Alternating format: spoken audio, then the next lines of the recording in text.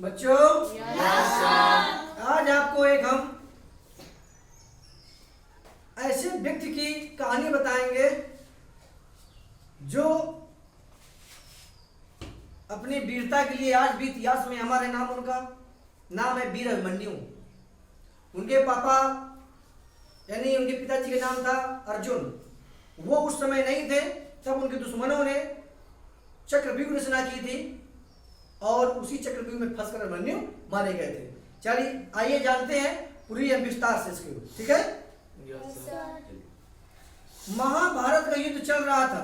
एक दिन सुबह के समय युधिष्ठिर, भीम, नकुल और सहदेव अपने शिविर में बड़ी चिंता में बैठे थे।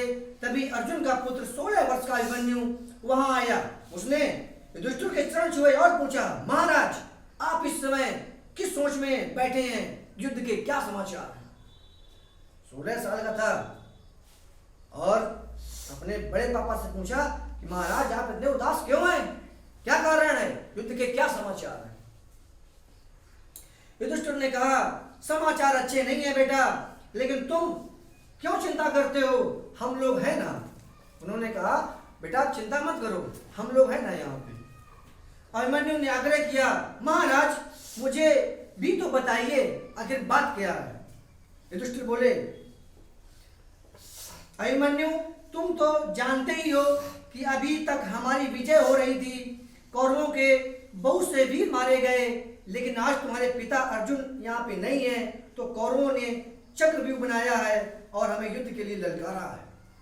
चक्रव्यूह मतलब 7 घेरा बनता है, 7 घेरा बनता है, ठीक। उसमें तुम्हें अंदर जाना होता, रहते हुए सबको मार के वापस आना होता। और ये कौन जानता था? अर्जुन जानते थे, घुसना और उससे निकलना। ये अर्जुन के जो बेटा थे अभिमन्यु, ये बहुत वीर थे। ये जब अपनी माँ के गर्भ में थे, ये जो अपनी माँ के गर्भ में पेट में थे, तो उस समय अर्जुन अपनी पत्नी को चक्रव्यूह में घुसने की और निकलने की कहानी बता रहे थे। लेकिन वो घुसने की कहानी तो बता दी थी, चक्रव्यूह में कैसे अंदर मुझे जाना है, लेकिन जब निकलने की कहानी बता रहे थे उसमें उनकी मम्मी को क्या गई थी? नींद। जो सो गई थी तो निकलने वाली जो प्रक्रिया थी वो अभिमन्यु नहीं जान पाए थे, ठीक है। अभिमन्यु ने पूछा, तो इसमें चिंता की क्या बात है? युधिष्ठिर ने कहा, तुम तो जानते ही हो कि चक्रव्यूह तोड़ना कितना कठिन है। इसमें सेना को चक्रदार घेरे में खड़ा किया जाता है। इसके 7 द्वार होते हैं। हर द्वार को तोड़ने की एक विशेष विधि होती है। इसमें से तुम्हारे पिता अर्जुन के अलावा और कोई चक्रव्यूह तोड़ना नहीं जानता। यदि हम कल चक्रव्यूह की लड़ाई में नहीं जाते तो हमारी हार मानी जाएगी। अब चिंता इस बात की थी कि चक्रव्यूह वेदांत कोई जानता नहीं था, और अगर ये कल नहीं जा रहे हैं तो हारे माने जाएंगे। तो जो बंटवारा मिलना था वो इनको मिल नहीं पाता, इसलिए चिंता में बैठे थे। समझ रहे हैं? अभिमन्यु ने कहा, आप चिंता ना करें, मुझे युद्ध में जाने की आज्ञा दें, मैं चक्रव्यूह तोड़ दूंगा। युधिष्ठिर बोले, ये तुम क्या कह रहे हो? तुमने चक्रव्यूह तोड़ने की विद्या कब सीखी? अब देखिए पूछ रहे हैं कि तुमने कब सीखा चक्रव्यूह तोड़ना। तो देखो क्या बताते हैं। अभिमन्यु ने उत्तर दिया, महाराज एक बार पिताजी ने माँ से चक्रव्यूह तोड़ने का वर्णन किया था। उस समय मैं माँ के पेट में था और मैंने ये वर्णन सुना, तभी से मैं ये विद्या जानता हूँ। केवल चक्रव्यूह में निकलना नहीं जानता, क्योंकि जब अंतिम द्वार तोड़ने का वर्णन आया तो माँ को नींद आ गई थी और यह देखकर पिताजी ने वर्णन बंद कर दिया था। मतलब जैसे उनको निकलने वाली कहानी बताने वाले थे ना, तो उनकी माँ को क्या आ गई थी? नींद आ गई थी, तो सुने नहीं पाए थे बेचारे। यह सुनकर भीम ने अपनी गदा हिलाते हुए गरज कर कहा, अंतिम द्वार को तो मैं अपनी इस गदा से ही तोड़ दूंगा। यार अर्जुन तो बहुत बलशाली थे, उन्होंने कहा टेंशन मत लो, अंतिम द्वार को अपनी गदा से ये पूरा तोड़ डालेंगे। समझ रहे हैं? युधिष्ठिर ने कहा, लेकिन अभिमन्यु अभी तुम बालक हो, हम तुम्हें युद्ध में कैसे भेज सकते हैं? अभिमन्यु बोले, महाराज मैं वीर पुत्र हूं, शत्रु ललकारे और मैं बैठा रहूं, ये कैसे हो सकता है? बोले मेरे पिताजी वीर है, मैं स्वयं वीर हूँ। अगर कोई दुश्मन युद्ध के लिए ललकारे और मैं घर पर बैठा रहा हूँ, ऐसा नहीं होगा, मैं कल जाऊंगा युद्ध के लिए। अभिमन्यु की हट के आगे युधिष्ठिर मजबूर हो गए। उन्होंने उसे युद्ध में जाने की आज्ञा दे दी। चक्रव्यूह के पहले द्वार पर गुरु द्रोणाचार्य खड़े थे। अभिमन्यु ने दूर से उनके चरणों में बाण छोड़कर उन्हें प्रणाम किया। द्रोणाचार्य समझ गए कि ये अर्जुन का पुत्र वीर अभिमन्यु है। बाणों की बौछार करता हुआ अभिमन्यु चक्रव्यूह के भीतर घुस गया। उसके पीछे भीम और दूसरे पांडव भी थे। भीम ने द्रोणाचार्य के रथ को उठाकर घोड़ों समेत आकाश में फेंक दिया। समझ कितनी उनकी ताकत थी उस समय, समझ रहे हैं ना? भीम कितनी ताकत थी कि द्रोणाचार्य के रथ को उठाकर आकाश में फेंक दी। अब गुरु याद में चले आ रहे फेंक दिए तो ऊपर चले गए, पर गुड़िया चले आ रहे थे। जैसे गेंद फेंकता हूँ ना ऊपर, वैसे आती है, ऐसे फेंक दिया रथ से। भीम की बहुत ताकत थी, बहुत बलशाली थे। और चक्रव्यूह में घुस गए। चक्रव्यूह के दूसरे द्वार पर जयद्रथ खड़ा था। अभिमन्यु का सबसे कड़ा युद्ध हुआ। उसे हराकर अभिमन्यु अंदर घुस गया, लेकिन जयद्रथ ने भीम और दूसरे पांडवों को अंदर नहीं आने दिया। अभिमन्यु अकेला पड़ गया, लेकिन वह घबराया नहीं। वह अकेला ही युद्ध करता रहा।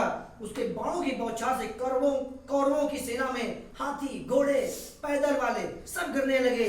वह जिधर मुड़ जाता उधर मैदान खाली हो जाता।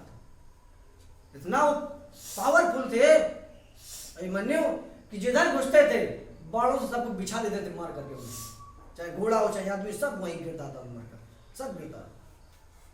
अगर अभिमन्यु के साथ में ये चले जाते भीम, नकुल, सहदेव, सब लोग, तो जीत होती थी। लेकिन वो जा नहीं पाए। जयद्रथ ने उसको पहले रोक दिया, तो अकेले पड़ गए बेचारे। ये कौन? अभिमन्यु अकेले पड़ गए। अर्जुन तो थे ही नहीं, पागल, अर्जुन तो थे ही नहीं। अभिमन्यु की वीरता देखकर कौरवों में खलबली मच गई। दुर्योधन ने जब देखा कि चक्रव्यूह का अंतिम द्वार टूटने वाला ही है, तो उसने अपने सातों महारथियों को ललकार कर कहा, आप लोग क्या देख रहे हो? सब लोग एक साथ मिलकर इसको मार डालो। बहुत दुष्ट था। कौन? दुर्योधन। जब दुर्योधन ने देखा कि अब तो ये जीत जाएगा, अंतिम द्वार भी तोड़ देगा, तो अपने 7 महारथी थे, सबसे कहे सातों लोग इकट्ठे मिलकर अभिमन्यु को मार दो जान से, भाई, ताकि हम लोग जीत जाए। समझ रहे हैं? Yes sir. ये सुनते ही सातों महारथियों ने उसे घेर लिया। उन्होंने उसके सारथी को मार डाला। किसके? अभिमन्यु के। अब तो 7, वो अकेले। तो वो लोगों ने अभिमन्यु के सारथी को पहले मार दिया। सारथी जानते किसे कहते हैं? जैसे जो घोड़ा चलाता है उसी को हम सारथी बोलते हैं। ठीक, पहले उसी को मार दिया। सारथी को मार, जब ड्राइवर मर जाएगा तो आगे गाड़ी कहाँ जाएगी? हैं? बस चला रहा हो, हम लोग बैठे हो, और बस ड्राइवर कोई गोली मार दे तो बस जा पाएगी आगे? कहीं ना कहीं घुस जाएगी, गिर जाएगी, एक्सीडेंट हो जाएगा, यही ना होगा। तो पहले सारथी को उसने मार दिया। समझ रहे हैं? उसका धनुष भी काट दिया। जब उसके पास कोई हथियार नहीं रहा तो वह रथ के पहिए से ही लेकर युद्ध करने लगा।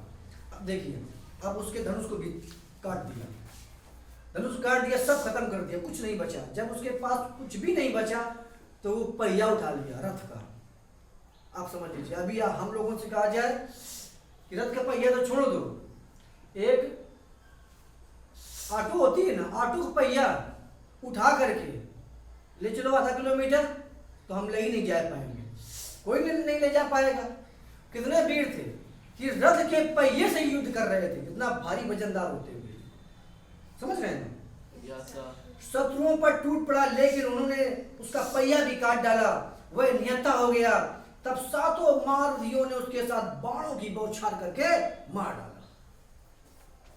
अभिमन्यु ने द्रोणाचार्य की ओर देखकर कहा, गुरुदेव, आपके रहते हुए ये कैसी लड़ाई हो रही है जिसमें निहत्थे पर वार किया जा रहा है?